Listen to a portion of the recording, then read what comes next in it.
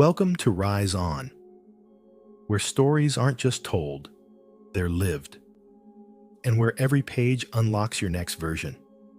Today's book isn't just a read, it's a blueprint, a battle cry, a bold reminder that ambition alone isn't enough. You must level up. Let's step into Stacey Abrams' world, from a young girl shut out of the governor's mansion to the woman who almost became governor herself and built one of the most impactful political movements in America. This is more than politics. It's about power, growth, purpose, and strategy. Let's start with Chapter 1. Ambition isn't arrogance, it's alignment. Picture this. You're standing in a crowded room. You have a dream in your heart, maybe to launch your business, write a book, or change your community. But a voice inside says, "Who do you think you are?" That voice? It's not yours. It's the echo of a world that teaches us to shrink instead of shine. Stacey Abrams says, ambition isn't a bad word, it's a declaration. She knew as a child, growing up in a financially struggling family in Georgia, that she was meant for more. Not because she wanted to be better than others, but because she wanted to build better systems, stories, and lives. Here is the advice. Don't apologize for your ambition. Define it. Own it. Speak it aloud.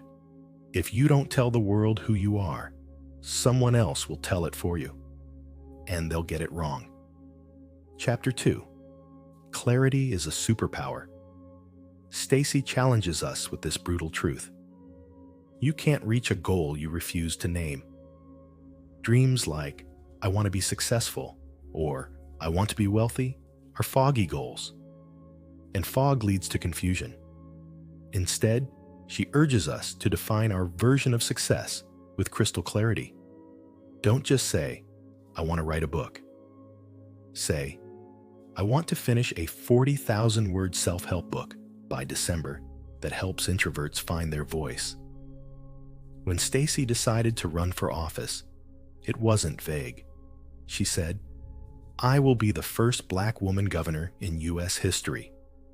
Even when others laughed, even when her chances were slim, she said it, wrote it, lived it.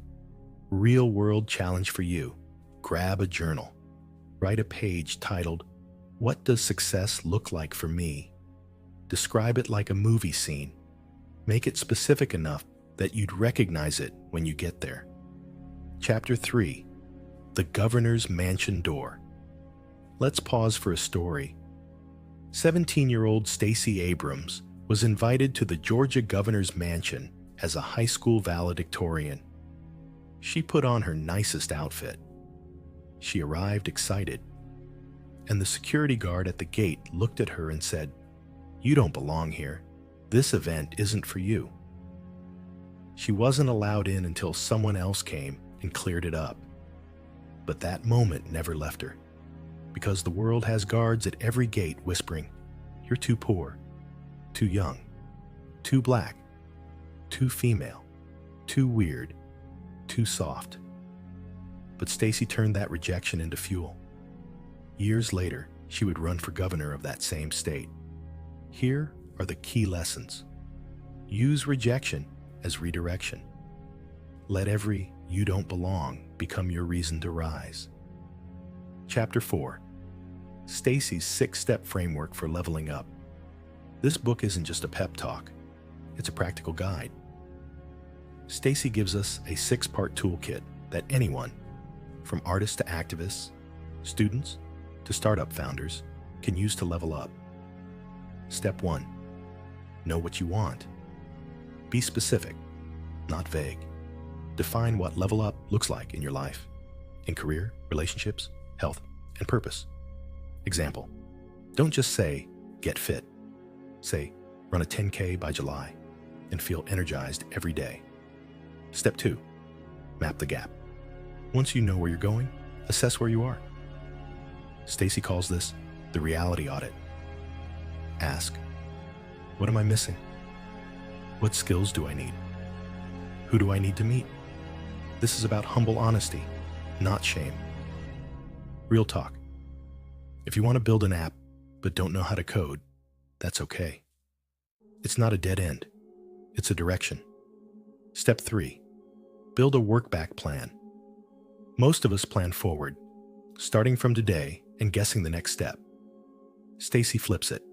She says, start at the goal. Work backward. Let's say your goal is to launch your podcast in 90 days. Work back.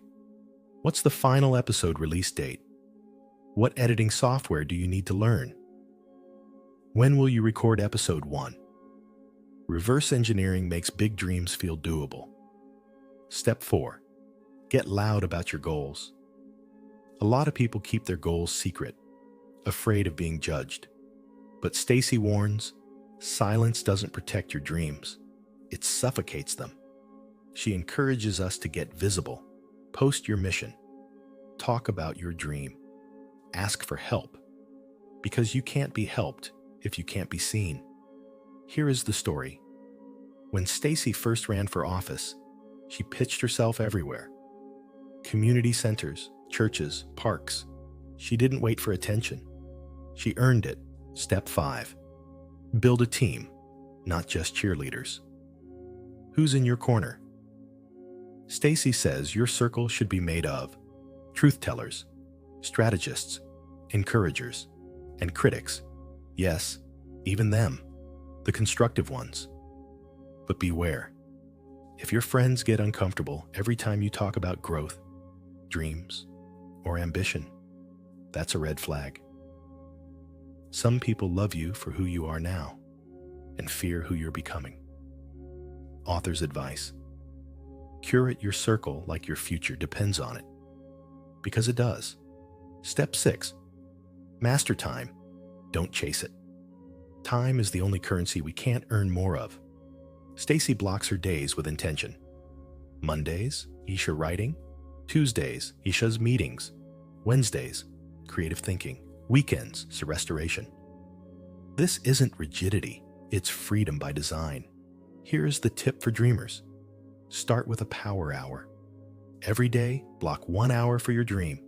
No distractions, no negotiations. Chapter 5. The power of losing publicly. Let's go back to 2018. Stacey Abrams made history by running for governor of Georgia. She was poised to become the first black woman governor in U.S. history. The world watched. The polls were close. And then, she lost. Most people expected her to disappear, but here's what she did instead. My loss wasn't the end. It was the beginning of a new mission.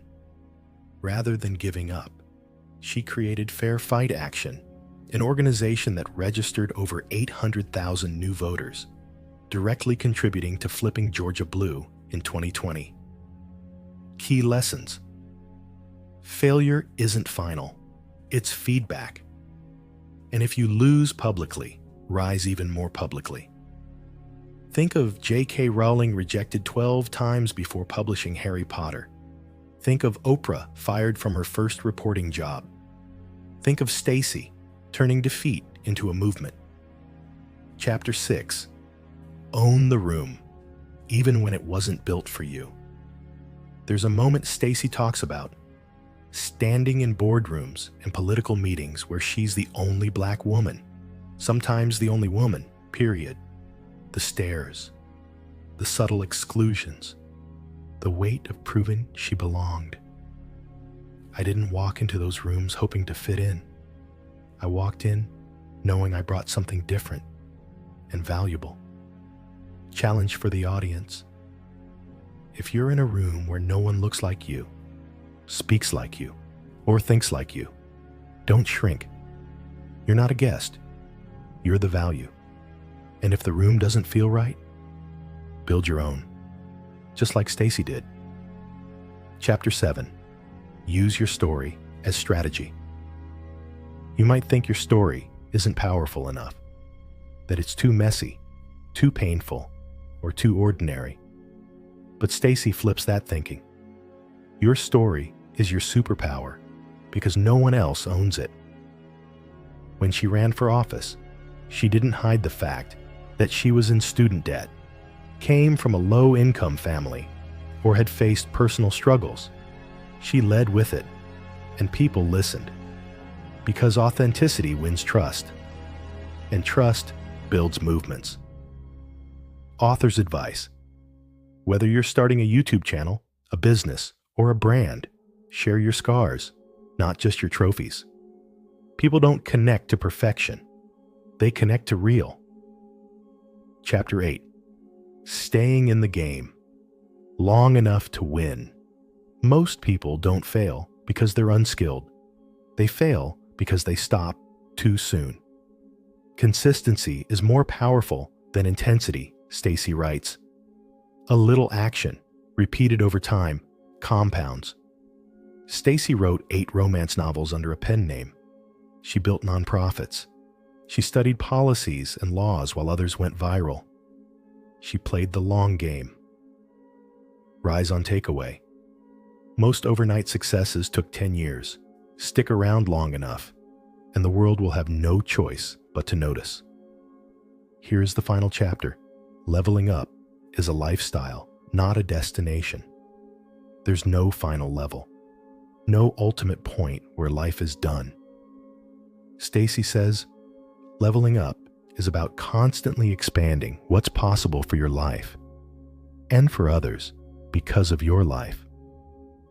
It's about saying yes when fear says no, taking breaks but not giving up, helping others level up too, because success without service is empty. So if you're watching this, wondering where to start, remember, you don't need permission. You don't need a perfect plan. You just need to move. Start with one brave step. Speak your ambition. Map your gap. Build your team. Take up space. Own your story. Stay the course. And when you fall forward. This is more than a book summary. It's a wake-up call, a mirror, a message to every dreamer, doer, and difference maker. You were born to level up. So don't just chase growth. Become it. Don't just seek change. Create it. And when the world asks, who do you think you are? Look them in the eye and say, I'm someone who levels up. If this message reached your heart, let it reach someone else's too. Like this video, share it forward. And if you're ready to walk with us on this journey of rising higher, subscribe to Rise On. One click from you. One rise closer to the life you were meant to build. Thanks for watching Rise On.